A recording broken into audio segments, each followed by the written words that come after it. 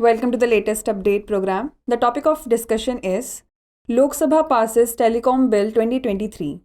Recently, the Lok Sabha passed the Omnibus Telecommunications Bill 2023. It will replace existing laws including the 138-year-old Indian Telegraph Act. The bill seeks to reform and simplify the regulatory and licensing regime for telecommunications and remove bottlenecks in creating telecom infrastructure. It also allows the government to temporarily take control of telecom services in the interest of national security and provide a non-auction route for the allocation of satellite spectrum.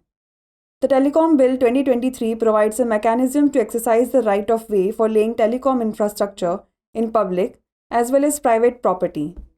Authorization will also be required from the central government to establish and operate telecommunications network, provide telecommunications services, or possess radio equipment.